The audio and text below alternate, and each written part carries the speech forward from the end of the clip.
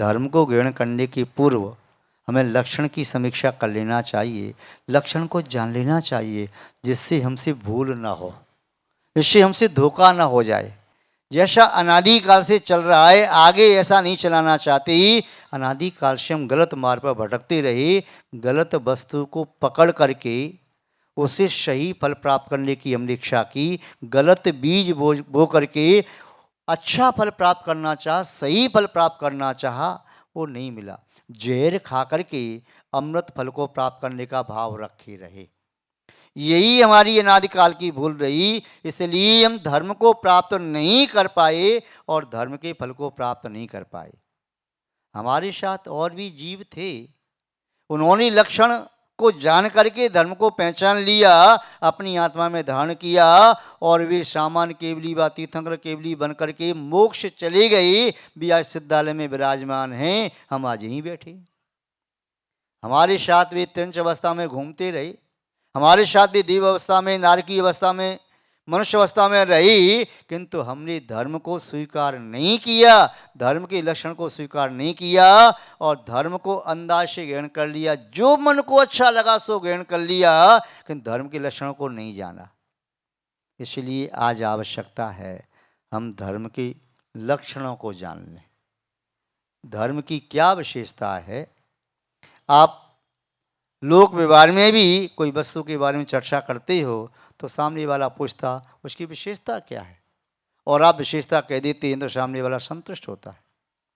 बोले बर्फ, बर्फ क्या है? वो ठंडी होती है, वो बर्फ देखा नहीं आपने, उसको आप छुआओगे, हाँ बर्फ है। यदि उसे ठंडक नहीं है, वो सफ़ेद टुकड़ा है, ऐसे ही बर्फ जैसा लग रहा है, अरे तो क्रिस्टल है, बर्फ नहीं है। क्यों? जो बर्फ का लक्षण है शीतलता, उसमें ठंडापन है ही नहीं। यदि कोई कहीं अग्नि, उसका लक्षण उष्णता है। यदि कहीं अग्नि का चित्र बना हो और दूर से आपको दिखाई दे रहा है अग्नि की लपटें दिख रही हैं ऊपर उठती हुई, और आपने जाकर के देखा वो तो चित्र जैसा है, उसमें तो उष्णता है ही नहीं, तो वो अग्नि नहीं। ऐसे ही कोई मीठा है, मिठाई, उसमें मिठास है तो मीठा है, और मिठास नहीं है तो मीठा नहीं। पुष्प, सही की गंध है तो पुष्प है, नहीं तो प्लास्टिक के पुष्प हो सकते हैं। फल, यदि सही के फल हैं, वह खाने के योग्य हैं, वृक्ष पर लगे हैं या वहाँ से व्यक्ति ले आया तो ठीक है, अंततः प्लास्टिक के ही तो उनको खाया नहीं जा सकता। ऐसे ही धर्म केवल पुस्तक का नहीं होता। लक्षण पुस्तक में नहीं देखना, शास्त्र में नहीं देखना, लक्षण केवल कान से नहीं सुनना, ध्यान से सुनना है और उन लक्षणों को अपनी आत्मा में प्रकट करना है। बाहर से कहीं से छीन के नहीं लाना, चोरी करके नहीं लाना, लूट करके नहीं लाना।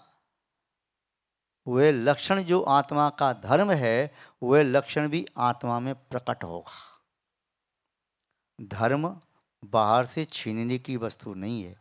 यह धर्म या धर्म का लक्षण चोरी करके नहीं मिलता, छीन करके नहीं मिलता, लूट करके नहीं मिलता, भेंट में नहीं मिलता, वसीयत में नहीं मिलता, या किसी को दबाव दे करके प्राप्त नहीं किया जा सकता, बंटवारी में नहीं मिलता कि पिता के पास धर्म था, हम दो भाई हैं, आधा आधा धर्म बांट लें। यह धर्म तो स्वभाव से प्रकट किया जाता है। उत्तम, क्षमा आदि जो लक्षण हैं, ये आप चाहें कि मुनि महाराज जी हमें अपना धर्म दे देंगे, हमें प्राप्त हो जाएगा। मुनि महाराज जी आपको अपनी आत्मा में प्रकट करने की विधि बता सकते हैं, अपना स्वभाव लक्षण धर्म आपको नहीं दे सकते। कोई भी विद्वान और कोई भी शास्त्री और कोई भी सयाना और कोई भी विवेकी व्यक्ति अपनी आत्मा के गुण को आपको नहीं दे सकता। आपको विधि बता सकता है। आप भी अपनी कषायों को शांत करें तो आपके चित्त में एक एक लक्षण प्रकट होता चला जाएगा। महानुभाव, धर्म के प्रथम लक्षण उत्तम क्षमा, धर्म के संबंध में थोड़ी सी चर्चा कर लेते हैं। उत्तम क्षमा धर्म की चर्चा क्यों करनी है? उत्तम क्षमा धर्म की चर्चा हम करेंगे तो वह चर्चा हमारी चर्या में आ जाएगी। हमें उत्तम क्षमा धर्म की चर्चा करनी है। उत्तम क्षमा धर्म कथनी नहीं करनी है, वो करनी का विषय है, केवल कथनी का विषय नहीं है। और चर्चा करते करते जीवन में चर्या आती है, चिंतन बनता है। आप जैसी चर्चा करते हैं वैसा चिंतन बनता है, वैसी आपकी चर्या होने लगती है। यदि कोई व्यक्ति अपने श्रीमुख से अपशब्द कहता है, गाली गलौज करता है, तिरस्कार अपमान के वाक्य कहता है, निंदा चुगली के वाक्य कहता है, तो उसका व्यक्तित्व वैसा ही बन जाता है। और कोई महानुभाव अपने श्रीमुख से इष्ट मिष्ट शिष्ट प्रिय हितकारी वचन बोलता है, तो उसकी चर्या भी वैसी हो जाती है, उसका चिंतन भी वैसा हो जाता है। इसलिए उत्तम क्षमा धर्म की चर्चा करनी है, क्योंकि उत्तम क्षमा धर्म हमें चर्या में लाना है, अपनी करनी में लाना है, अपनी आत्मा में प्रकट करना है। ले आइए, कौन मना करता है? मना तो कोई नहीं करता, किंतु उत्तम क्षमा धर्म का जो शत्रु है वह क्षमा को प्रकट नहीं होने देता। हमारी चेतना की भूमि पर उत्तम क्षमा धर्म का हम बीजारोपण करें तो अंकुर आने के पहले ही वह अंकुर भूमि के बाहर आ नहीं पाता, टूट जाता है। क्यों? क्योंकि उस भूमि पर, चेतना की भूमि पर बहुत मोटी क्रोध की शिला रखी है, उस शिला को पार करके उत्तम क्षमा का अंकुर आ नहीं पा रहा, टूट जाता है। और अंकुर एक बार टूट गया तो पुनः उस बीज से वृक्ष पैदा किया नहीं जा सकता, पुनः प्रयास करो। हमारे चित्त में उत्तम क्षमा धर्म का शीतल झरना झरे, मंद सुगंध बयार वही, शांति का अनुभव करें, तो उसके पहले क्रोध आकर के धमक जाता है और हमारे चित्त के कानन को वह जला देता है, अग्नि की लपटें उठने लगती हैं क्रोध के मारे। क्षमा तो पास में आती ही नहीं, दूर भाग जाती है। विट पुरुष के पास सती स्त्री नहीं आती, ऐसे ही क्रोध जैसे दुष्ट आशय वाले विट पुरुष के पास उत्तम क्षमा भटकती नहीं। जैसे शीलवान कुलंगना विट पुरुष को, अभद्र पुरुष को, दुष्ट पुरुष को देख करके अपने शील की रक्षा करने के लिए अपना बचाव करती है, ऐसे ही जहाँ क्रोध नहीं होता है, जहाँ पर विवेक नहीं होता है, वहाँ पर क्रोध का साम्राज्य होता है। क्रोध जैसे दुष्ट साम्राज्य के राज्य में उत्तम क्षमा रूपी कुलंगना रहती नहीं, वह उस देश को छोड़कर के भाग जाती है। देख लीजिए, अपनी चेतना के इस देश में क्रोध का साम्राज्य रखना है, अविवेक का साम्राज्य रखना है, कि आपको उत्तम क्षमा की इबादत करनी है, उत्तम क्षमा के मंगल गान करने हैं, उत्तम क्षमा की अमृत में वर्षा करनी है। आपकी चेतना का स्वभाव तो उत्तम क्षमा धर्म को, लक्षण को, गुण को प्राप्त करना है। यदि इसे प्राप्त नहीं करोगे तो आप अपने स्वभाव को प्राप्त न कर पाओगे। यदि स्वभाव को प्राप्त करना है, विभाव से बचना है, जन्म मरण की श्रृंखला को अंत करना है, यदि संसार से ऊब गई हों, अपने स्वभाव में लीन होने का भाव मन में आ रहा हो, शाश्वत शुद्ध अनंत आत्मा के गुणों को भोगने की भावना जाग रही हो, तो विभावों को तिलांजलि दे दो।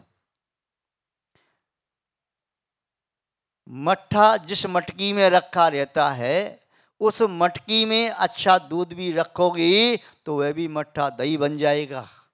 इसलिए चित्त में से क्रोध की इस ज्वाला को तो निकालना पड़ेगा, इसे शांत करना पड़ेगा, अन्यथा यह क्षमा का अंकुर कहीं पैदा हो रहा है सत्संगति में बैठ करके, भगवान की पूजा पाठ करने से, स्वाध्याय करने से, तो वह अंकुर ज्यादा टिक नहीं पाएगा, झुलस जाएगा, नष्ट हो जाएगा। क्षमा, उत्तम क्षमा धर्म तो मुनि महाराज का धर्म है, किंतु क्षमा भाव तो सभी त्यागीवती संयमियों में होना चाहिए। उस उत्कृष्ट धर्म की प्राप्ति न हो तो कोई बात नहीं। उत्तम श्रेष्ठतम क्षमा और फिर धर्म स्वभावमय, वो तो बात की चीज, किंतु लोक व्यवहार में भी बिना क्षमा के काम चलता नहीं। कोई त्रुटि हो जाए और आपको एहसास हो गया, सामने वाले को भी एहसास हो गया, तो आप क्या करते हैं? तुरंत ही क्या कहते हैं? क्षमा कीजिए, ऐसा मुझसे भूल से हो गया। क्षमा कीजिए, ऐसा मुझसे भूल से हो गया, माफ़ कीजिए, ऐसा मुझसे भूल से हो गया, प्रमाद से हो गया।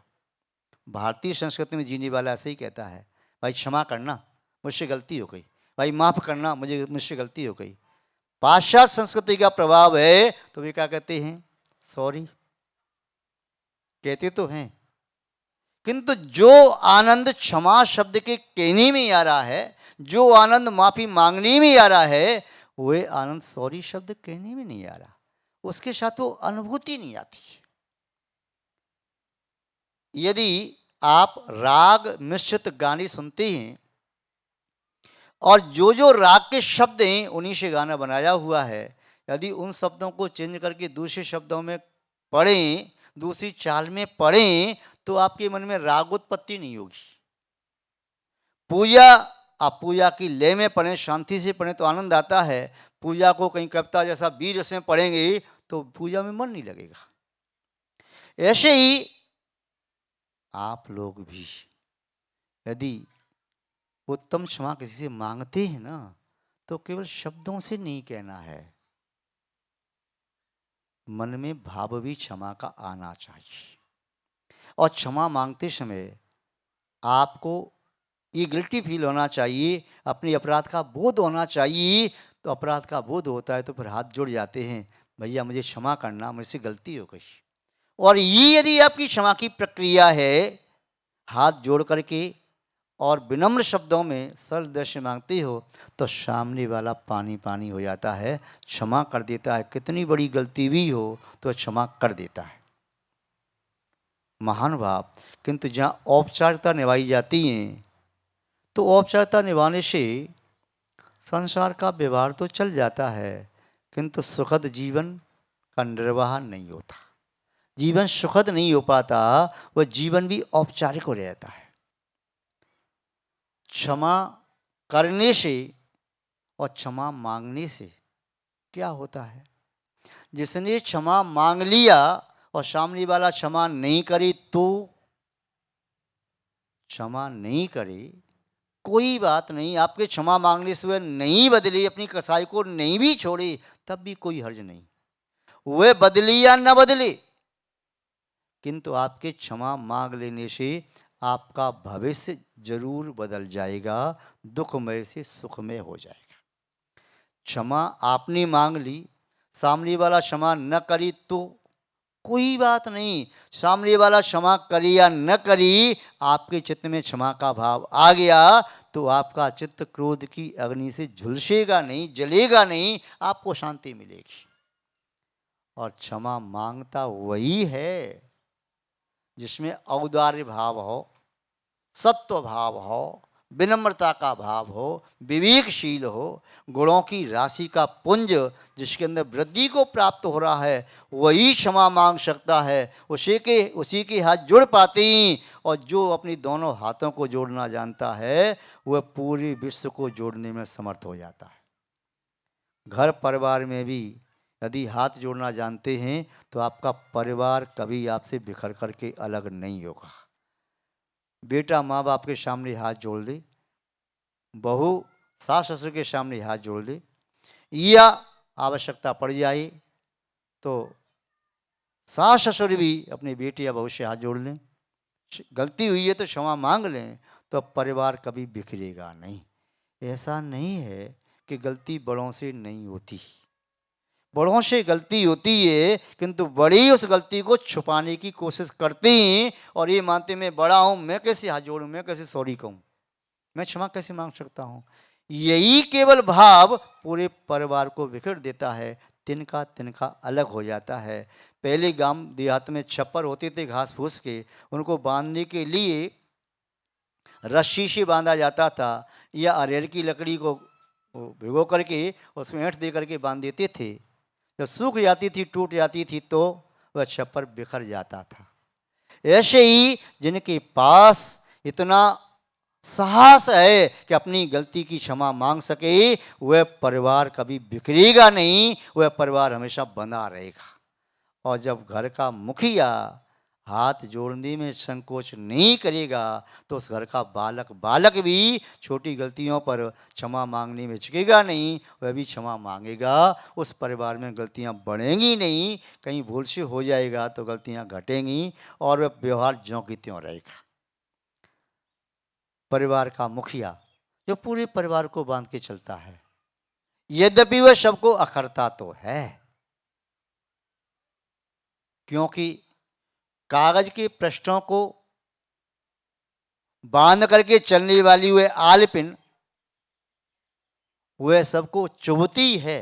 ऐसी घर का वह मुखिया जो सबको बांध के चलता है वह सबको चुभता है, किंतु वह केवल चुभ नहीं रहा, दूसरी अपेक्षा से देखो तो वह पिन की तरह से काम करने वाला घर का मुखिया या समझदार व्यक्ति अपने हृदय से लगा करके हर पृष्ठ को रखे हुए है, सबको स्पर्श कर रहा है, सबको टच करता है। ऐसे ही घर का मुखिया सबके हित का ख्याल रखता है।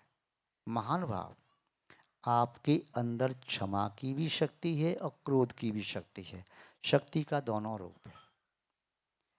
आपके पास दीपक है, जलता हुआ दीपक, उस जलते हुए दीपक को अपने घर को भी जलाया जा सकता है और जलते हुए दीपक को अंधकार में रख करके मार्ग भी प्रशस्त किया जा सकता है। क्रोध पेट्रोल की बर्तन की तरह से है और क्षमा जल के बर्तन की तरह। आपसे कोई व्यक्ति जब शब्द कहता है और आप आग बबूला हो जाते हैं तो समझिए आपने सामने अग्नि के कुंड में कूदने के पहले पेट्रोल डाल दिया, उसमें आप गिर पड़े। और यदि सामने वाले ने कुछ कहा, सामने वाले के शब्द आपके लिए अग्नि जैसे प्रतिभाषित हो रही हैं और आपने क्षमा का जो पात्र है उड़ेल दिया तो आग बुझ गई, आपका बाल बांका नहीं हुआ, आप बिल्कुल सुरक्षित रह गए और सामने वाले की भी हानि नहीं हुई, क्षति नहीं हुई।